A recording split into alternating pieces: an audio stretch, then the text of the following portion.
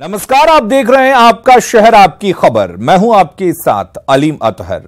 कांग्रेस की अगुवाई में सीजेआई के खिलाफ विपक्ष के महाभियोग को उपराष्ट्रपति ने खारिज कर दिया। कांग्रेस ने अब सुप्रीम कोर्ट का रुख करने का फैसला किया है, जिस पर बीजेपी हमलावर हो गई है। सुप्रीम कोर्ट के चीफ जस्टिस दीपक मिश्रा के खिलाफ विपक्ष के महाभियोग प्रस्ताव को राज्यसभा के चेयरमैन वेंकैया नायडू ने नामंजूर कर दिया, जिस पर कांग्रेस ने उपराष्ट्रपति के फैसले को गैर कानूनी बताते हुए सुप्रीम कोर्ट का रुख करने का फैसला किया है। हिंदुस्तान के इतिहास में एक इम्पीचमेंट मोशन एडमिट होने से पहले ही खारिज कर दिया। अपने आप में ये फैसला गैर कानूनी है कि इसके खिलाफ हम पिटीशन फाइल करेंगे और हम मानते हैं कि जब हम वो याचिका पेश करें उसमें चीफ जस्टिस साहब कोई फैसला नहीं लें, न तो उसकी लिस्टिंग का न कोई और फैसला। महाभियोग प्रस्ताव नामंजूर होने के बाद कांग्रेस के फैसले पर बीजेपी हमलावर हो गई और महाभियोग प्रस्ताव के शब्दों पर ही सवाल उठाते हुए न्यायपालिका को धमकाने का आरोप लगा दिया। ये धमकाने की कोशिश है ताकि जो संवैधानिक पदों पर बैठे हुए लोग हैं वो इनके धमकाने में आए। पिटीशन फाइल की गई है, ये स्पष्ट हो गया होगा उनको अपनी हरकतों से, क्योंकि उनकी पिटीशन में लिखा है may be, likely, prima facie और इस तरीके के शब्दावली का प्रयोग उन्होंने किया है। इट अपीयर्स, तथ्य विहीन भ्रमित राजनीति करने के लिए इन्होंने ये पिटीशन दाखिल की। वहीं संविधान के जानकार भी विपक्ष के महाभियोग प्रस्ताव को राजनीति से प्रेरित और न्यायपालिका की छवि बिगाड़ने वाला बता रहे हैं कि सारा कुछ ये पॉलिटिकली मोटिवेटेड था और ये देश का दुर्भाग्य है कि न्यायपालिका को भी पॉलिटिसाइज करने की कोशिश की जा रही है। न्याय का भी राजनीतिकरण हो रहा है, ये दुखद है।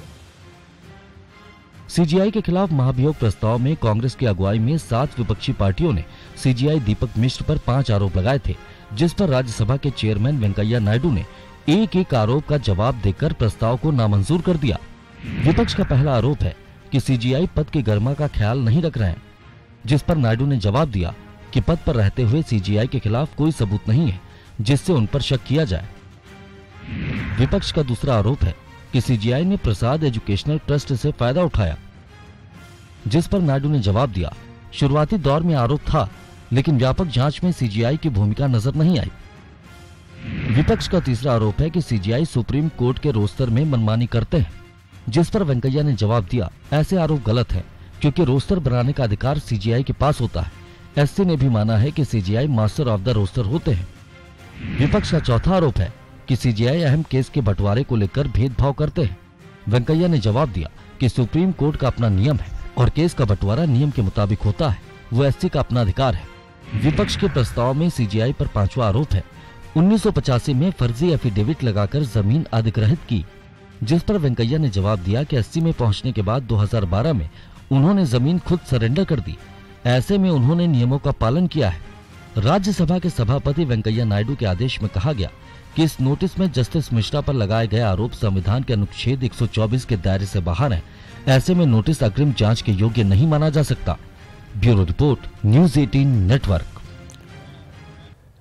1857 की क्रांति के नायक वीर कुंवर सिंह के 160वें शौर्य दिवस के मौके पर बिहार में 3 दिवसीय कार्यक्रम का आयोजन किया जा रहा है। मुख्य समारोह आरा के जगदीशपुर में चल रहा है, जिसकी शुरुआत खुद मुख्यमंत्री ने की।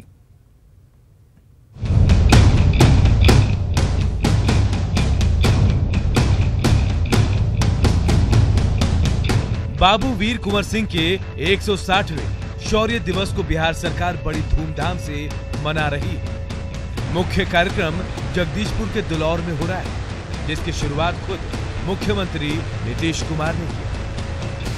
बाबू वीर कुंवर सिंह का जो योगदान है देश की आजादी की लड़ाई में, उसको जानेंगे, देख करके चित्रों के जरिए जानेंगे। और यही नहीं, वीर कुंवर सिंह आजादी पार्क में बिहार के जितने स्वतंत्रता संग्राम के हमारे प्रमुख सेनानी थे, जननायक थे, उन सब लोगों की भी जो भूमिका हुई है, उनका जो त्याग हुआ है, बलिदान हुआ है, उसको भी म्यूरल के जरिए बाबू वीर कुंवर सिंह आजादी पार्क में हम लोग प्रज्वलित करेंगे। जगदीशपुर के दुलौर में अस्थायी गांव बसाया गया है, जहां 3 दिनों तक विजय उत्सव चलेगा। आज से लेकर 25 अप्रैल तक ये महोत्सव चलेगा और इस पूरे जगह को, ये 25 एकड़ में एक गांव बनाया गया है, अस्थिर गांव बनाया गया है, जो पूरी तरह से वीर कुंवर सिंह के यादों में बनाया गया है। वीर कुंवर सिंह की वीर गाथा हर जगह दिखाई देती है। हाथी, घोड़ा, गाजा बाजा और ढोल नगाड़े के साथ जुलूस निकाला जा रहा है, झांकियां निकाली जा रही हैं, जिसे देखने के लिए दूर दूर से लोग आ रहे हैं। इनकी जो सेना है वो कैसे तलवारबाजी करती है, पीछे उनके मंत्री हैं और ये पूरी सेना जो है वो जगदीशपुर पहुंच चुकी है। ये शिवपुर से तमाम सेना निकली है जो जगदीशपुर के लिए निकली है। उसी अंदाज में, जिस अंदाज में वीर कुंवर सिंह चला करते थे, जिस अंदाज में वीर कुंवर सिंह अपनी जनता से मिला करते थे, उस विजय उत्सव सिर्फ जगदीशपुर में ही, पटना में भी मनाया जा रहा है। पटना के वीर कुंवर सिंह आजादी पार्क में सीएम नीतीश कुमार ने कुंवर सिंह की प्रतिमा का अनावरण किया। मौके पर डिप्टी सीएम सुशील मोदी और पथ निर्माण मंत्री नंद किशोर यादव भी मौजूद थे। इसलिए बिहार वासियों के बड़े गौरव का दिन है कि बाबू कुंवर सिंह जो 1857 के प्रथम स्वतंत्र संग्राम के और सबसे बड़े नेता थे, और उनकी इस विजयोत्सव को सरकार इतने बड़े पैमाने पर मनाने लगी। कहते हैं 80 साल की उम्र में वीर कुंवर सिंह ने अंग्रेजों के दांत खट्टे कर दिए थे। नई पीढ़ी तक आजादी के मतवालों की वीरता को पहुंचाने के लिए सरकार का यह प्रयास काबिले तारीफ है।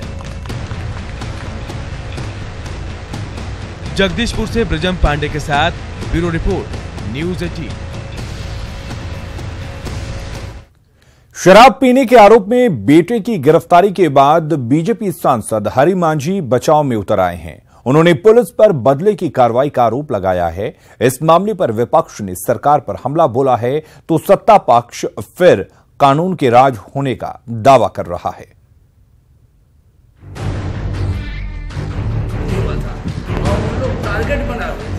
बीजेपी सांसद हरि मांझी शराब पीने के आरोप में गिरफ्तार अपने बेटे के बचाव में खुलकर आ गए हैं।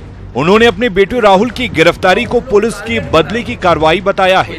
सांसद ने इशारा किया कि उन्होंने जिस गांव में शराब की खुली बिक्री की सूचना पुलिस को दी थी, वहां पुलिस की मिलीभगत से ही शराब बेची जा रही थी, इसलिए पुलिस ने बदला लेने के लिए उनके बेटे को फंसाया है।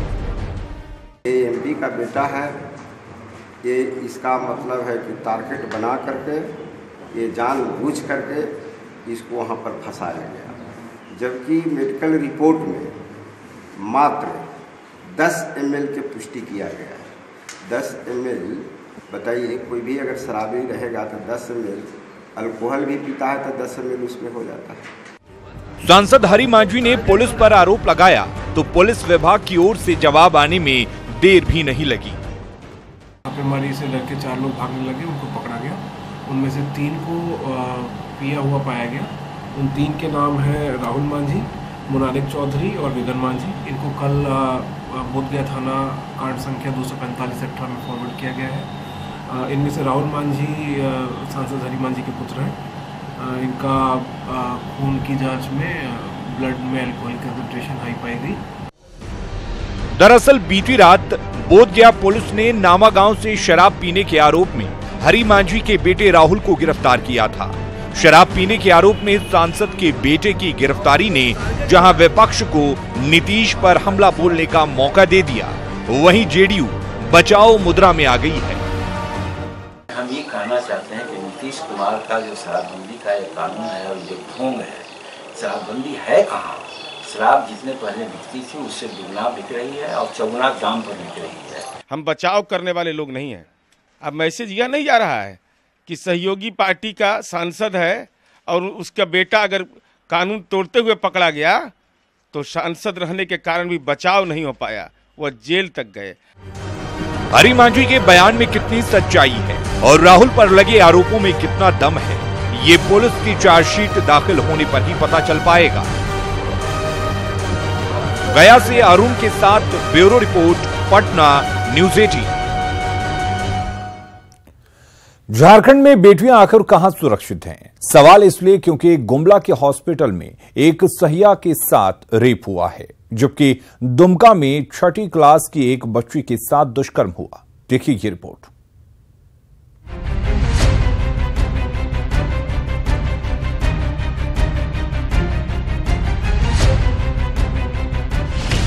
गुमला में भरनो हॉस्पिटल में सहिया से रेप, दुमका में 6ठी क्लास की छात्रा से दुराचार।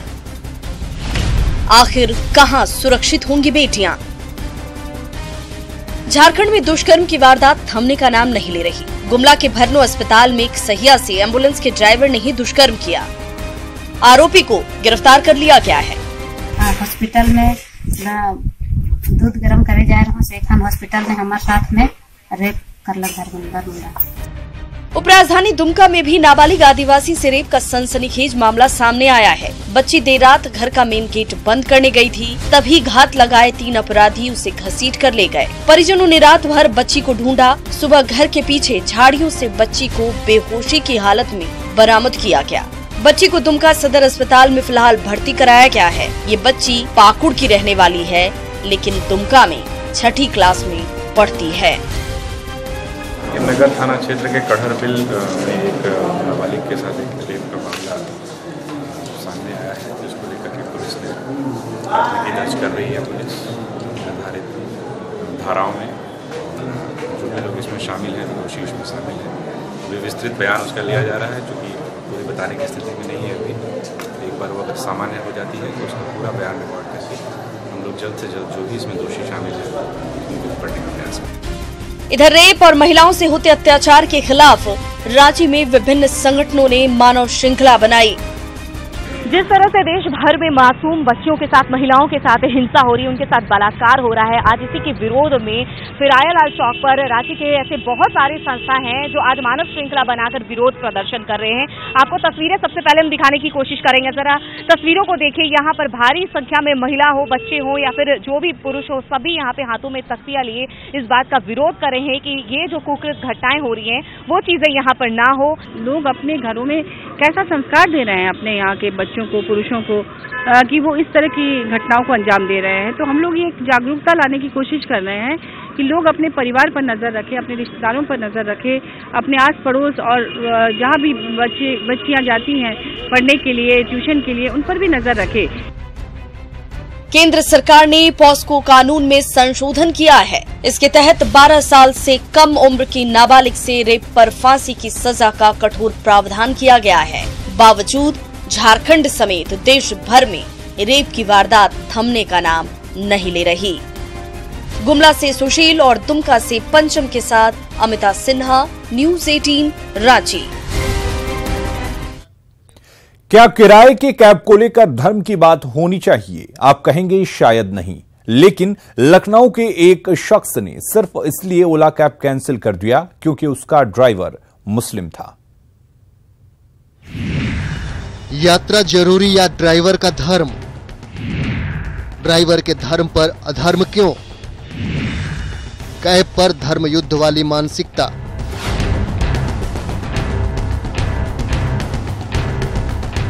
ये खबर आपको हैरान कर सकती है, लेकिन समाज के बदलते इस ट्रेंड को देखिए।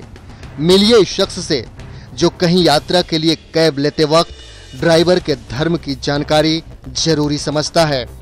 ये हैं लखनऊ के अभिषेक मिश्रा। विश्व हिंदू परिषद से जुड़े अभिषेक ने 20 अप्रैल को लखनऊ में इसलिए कैब की बुकिंग रद्द कर दी क्योंकि उस कैब का ड्राइवर मुस्लिम था और मोबाइल से कैंसिल करने का स्क्रीनशॉट अपने ट्विटर हैंडल पर शेयर किया। इसमें अभिषेक ने लिखा कि मैंने ओला कैब रद्द कर दी है क्योंकि ड्राइवर मुस्लिम था। मैं अपना पैसा जिहादी लोगों को नहीं देना चाहता। देश के एक युवक की सोच ये है कि मुस्लिम होना जिहादी होने के बराबर है। आप इस सोच पर तरस खाएंगे, लेकिन अभिषेक की इस हरकत का ओला ने सधे तरीके से जवाब दिया है। अभिषेक के ट्वीट का जवाब देते हुए ओला ने लिखा कि हमारे देश की तरह ओला भी सेकुलर है और हम अपने ड्राइवर पार्टनर या कस्टमर में जाति, धर्म, लिंग के आधार पर कोई भेदभाव नहीं करते। हम अपने सभी कस्टमर्स और ड्राइवर पार्टनर से आग्रह करते हैं कि एक दूसरे का सम्मान करें। मुझे अपने के लिए तकलीफ बिल्कुल नहीं है। जो उन्हें क्रिया की है वो मैंने प्रतिक्रिया दी है, और ये आप भी जानते हैं साइंस का ही लॉ भी है, एक्शन का रिएक्शन तो स्वाभाविक है, तो उसमें कोई गलत नहीं है। हालांकि अभिषेक मिश्रा इस देश के इकलौते ऐसे शख्स नहीं हैं जिनके लिए जिंदगी से ज्यादा अहमियत धर्म की होती है। सोशल मीडिया पर कुछ और सिरफिरों की मौजूदगी है जो हिंदू देवी देवताओं की तस्वीर लगी कैप का बहिष्कार करने की बात करते हैं। ये विषय आया क्यों जानने की बहुत जरूरी आवश्यकता है। दो चीज जुड़ी हुई इसमें। रेशमा आर नैयर एक मॉडल थी जो कि कम्युनिस्ट विचारधारा से प्रभावित है। उसने एक पोस्ट किया फेसबुक पे कि उस पर ओला पे पीछे फोटो बनी थी हनुमान जी के रुद्र अवतार की। उसने बोला कि ये मिलिटेंट दिखाता है और माइनॉरिटीज के प्रति हेटेड दिखाता है, और जो अंदर व्यक्ति बैठा है वो जो है हिंदू आतंकी है। ये पहली घटना। दूसरी घटना कोलकाता में हुई। ड्राइवर का नाम राम था, इसलिए उसको रेटिंग 1 दिया जाता है यूबर में, और कैब में पीछे हनुमान जी के सेम चित्र होता है, उस पर भी आपत्ति जताते हैं। सवाल ये है कि अभिषेक मिश्रा हो या रेशमी नायर या फिर आबिद हसन, धर्म को रोजी रोटी पर तवज्जो देने वालों के इस नए समूह की खोखली मानसिकता वाले संदेश पर फैसला आप खुद सोच लें। Bureau report, news 18 network.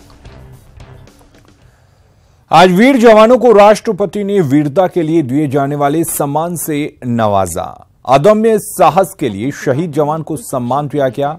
CRPF के शहीद जवान प्रमोद कुमार को मरणोपरांत कीर्ति चक्र मिला। शहीद प्रमोद की पत्नी नेहा ने यह सम्मान हासिल किया। श्रीनगर में 15 अगस्त 2016 को आतंकियों से मुठभेड़ में वो शहीद हो गए थे। मूल रूप से बिहार के रहने वाले प्रमोद कुमार थे। झारखंड के जामताड़ा में प्रमोद का पूरा परिवार रहता था। केंद्रीय रिजर्व पुलिस बल मरणोपरांत आतंकवादी ने उस क्षेत्र में तैनात 28 और वहीं वीरता का शौर्य सम्मान मिला। अदम्य साहस के लिए जवान को सम्मान दिया गया। सीआरपीएफ के सहायक कमांडेंट विकास जाखड़ को मिला शौर्य चक्र। 23 नवंबर 2016 को लातेहार में नक्सलियों से मुठभेड़ हुई थी। 60-70 की तादाद में नक्सलियों ने अचानक हमला बोल दिया था। विकास ने 7 नक्सलियों को मौत के घाट उतारा। विकास ने नक्सलियों से अपने 3 कमांडो की जान भी बचाई। कमांडेंट के नेतृत्व में नहीं पड़ी मुठभेड़ स्थल की गहन तलाशी से। और वहीं अदम्य साहस के लिए सीआरपीएफ जवान रियाज आलम को भी शौर्य चक्र मिला। 23 नवंबर 2016 को लातेहार में नक्सलियों से मुठभेड़ हुई थी। रियाज ने जान की बाजी लगाकर नक्सलियों को निशाना बनाया। मूल रूप से बिहार के खगड़िया के रहने वाले हैं रियाज।